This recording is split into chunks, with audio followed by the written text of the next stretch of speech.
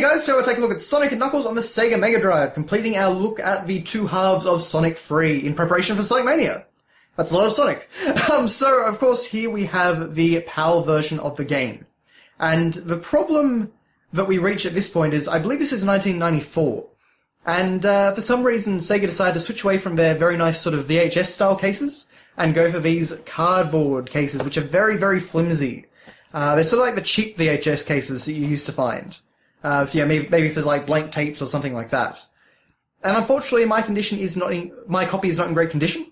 It took me quite a while to actually find this game. I remember when I was actually looking for it initially, and this was really the best that I could find. So, you know, it's not terrible, but it's certainly not the perfect condition. But anyway, we have a very cool logo on the front. I do love this design so much.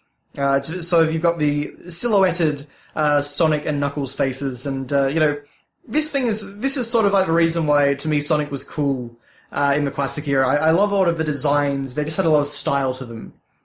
But anyway, so of course we have that. Aside from that, it's very black and minimalist. And you have the Sonic and Knuckles logo up there. And we show that you can connect the Sonic and Knuckles cartridge to other Sonic games. Weirdly enough, they don't show Sonic 3, instead they show Sonic 2. I would guess maybe because Sonic 2 was sort of the most ubiquitous game that was available around at the time. I mean, pretty much everyone had Sonic 2 if you had a Mega Drive. Aside from that, we have some European ratings down there, and also I mentioned that Sonic 2 and Sonic 3 cartridges were sold separately. It is assembled in the UK, which is always interesting to me. And on the side here we have the Mega Drive logo, the Sonic & Knuckles logo, and that very cool silhouette logo.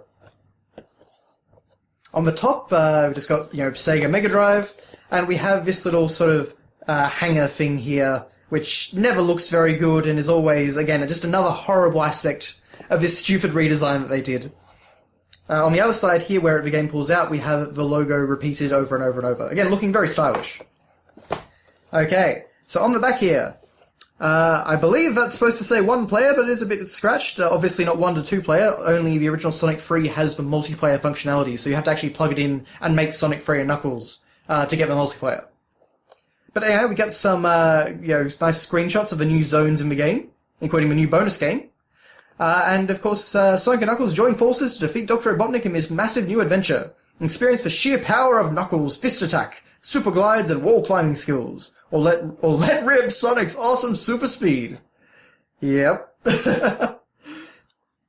But then, plus Sonic 3, Sonic and Knuckles' revolutionary technology lets you lock on Sonic 3 and play as Knuckles in a 34 meg epic packed with new secrets.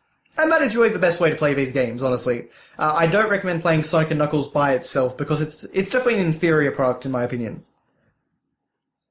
The only thing you really do get is an extra intro cutscene when you start Knuckles' story.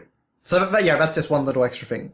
I mean, you can also lock on Sonic 2 and use Knuckles to reach for parts no hedgehog has reached before. So, Knuckles in Sonic 2 isn't exactly perfect in my opinion, but it is a fun little thing to mess around with Knuckles' abilities in that game. Pretty cool that they could add that as well. That really did add a lot of replayability. And if you plugged in Sonic 1, you actually got a sort of infinite number of configurations of Blue Sphere games. So that's pretty cool. Okay. Now again, this is a awful box design, but we can pull this out here. And let's look at our manual. So once again, this is a PAL manual, so of course it's pretty much just black and white. It has all the different languages sort of listed out in a row like this, so all we really need to look at is this side over here. But there is, again, some sort of cool little, fun lore details and, story stuff like that. Lock on for action! Sonic & Knuckles is a revolutionary new kind of game. It's the first game cartridge ever that you can play by itself or lock on with other Sonic game cartridges. Which was a really cool idea, I've got to say. So play this game by itself to continue Sonic's quest to save Floating Island and defeat rotten Dr. Robotnik through fantastic new zones. As Sonic, you'll battle for the Chaos Emeralds. As Knuckles, you will defend the island's secrets. But there's way more! Lock on Sonic 3 with the Sonic & Knuckles cartridge to create a huge 34 meg Sonic epic! That's about one of the things that really does excite me about Sonic Mania, is that they basically said that it's the longest classic Sonic game, so if it's bigger than this game, then we're definitely in for quite an adventure. Okay, so start zooming. Dr. Robotnik's Death Egg is about to launch. Oh, I thought they were going to make it rhyme and say Dr. Robotnik's Death Egg is about to get groovin' or something like that. Okay, so save floating islands. So basically just talks about how the story is going to continue, and what happened last time. Pretty basic stuff. So Sonic's got two problems, how to protect the Master Emerald and how to keep Knuckles off his back. He'll have to deal with that wild echidna right away. And by right away, they mean in about 5 levels' time. In a very, very easy boss battle. But Knuckles has problems too. As guardian of Floating Island and all the emeralds, Knuckles has a mission, to wage war on all invaders. Whoever threw that bomb is in deep trouble. Knuckles is ready with tricks, traps, and bare-fisted attacks to keep Floating Island safe. Sonic's not taking any changes. I think chances it's supposed to be. Neither is Knuckles, but while they're going the rounds of each other, who's stopping Dr. Robotnik? Could this be the end of Floating Island? So yes, the dramatic conclusion to the Sonic Free saga. And of course we've got our basic controls. Sonic's moves can get even more spectacular. Find all the emeralds and see what happens. And of course this game added the Super Emeralds, which got you Hypersonic, which is very, very cool in my opinion. It's also the only way you ever got Super Tails and Hyper Knuckles. Okay, gliding Knuckles attacks. So these are of course all of Knuckles' new moves. Pretty simple stuff. The Floating Island Patrol. Dr. Robotnik is out there somewhere. If he gets his hand on the Master Emerald and repairs the Death Egg, Floating Island is in peril. Okay, I think we get the idea then. But aside from that, it's pretty basic. It's a lot of stuff retreaded from the Sonic Free manual.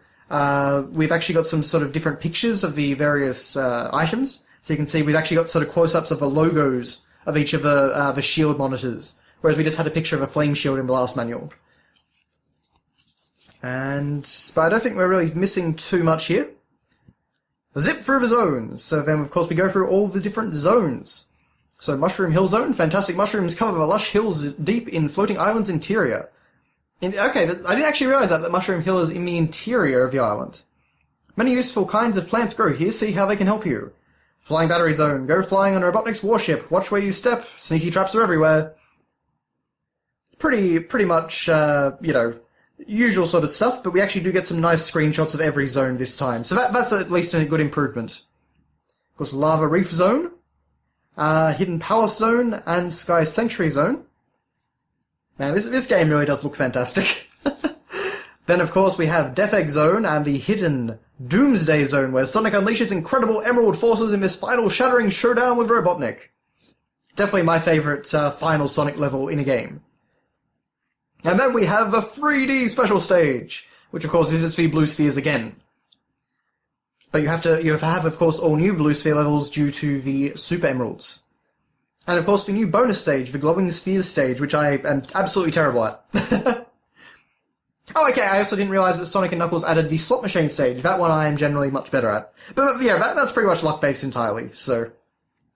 Then we have some new badniks. Robotnik's army is made up of your unfortunate roboticized friends who have been turned into badniks. Give them a whack to set them free. So, for some reason, that's called Butter Droid. Blaster, Chain Spike. Toxomeister. Oh, that's that thing from Lava Reef. We've still got, Techno Squeak. Cluckoid. Mushmeanie. I do really love these names. Obviously, I had a lot of fun coming up with these sort of things. Fireworm, Mad Mole, of course the, always iconic Egg Robo there. Scorp was the Scorpion, Spike Bonker. Okay, that's an interesting one. But pretty standard stuff. And then it talks about locking on the games, which we'll do in just a second. Of course, saving your game, you could actually have a Sonic Free and Knuckles save file as well as a Sonic Free save file. They actually are saved in different spots, as I recall. And replaying zones, that was the other thing. You could actually choose and play any zone you wanted, which was very, very cool. Unfortunately, it didn't give Sonic 2 save functionality. That would have been really neat. But that is the Sonic and Knuckles manual. Now, this is where the cartridge goes, but it is a little bit rough, so I generally don't like to leave the cartridge in there too much. It sort of doesn't fit properly. But that is basically what it would look like. It sort of mangles for little flaps and things, but that's basically what it looks like. And this is actually our cartridge itself. So as you can see, pretty normal cartridge, except for the mushroom top. Got our caution sticker and all the usual stuff. But then, if we flip open the top, we actually have another slot here, and that's where we can put our extra cartridge. So if we're going to take our Sonic 3 cartridge, and let's see, there we go. Pop it in the top here, and there you go. Lock-on technology in action. Then you just plug that into your Mega Drive, and boom, you have Sonic 3 and Knuckles. Very cool idea, never really done again to my knowledge.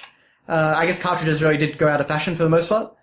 Would have been cool to see something like this for Banjo-Tooie, actually, to replace the stop-and-swap functionality. That probably would have been the way to go about it, but, you know, cool idea nonetheless on Sega's part. But that is your look at Sonic 3 and Knuckles. So, that's really all there is to say. Hopefully I can get these out before Sonic Mania actually comes out. And, hopefully Sonic Mania ends up being fantastic. I am incredibly excited about that game. I've always wanted another classic Sonic game in this style, you know, one just like Sonic and Knuckles, but sort of continuing to evolve the style and evolve the basic gameplay and level design. So hopefully that's exactly what it's going to be. Anyway, thank you guys very much for watching, and I'll see you next time.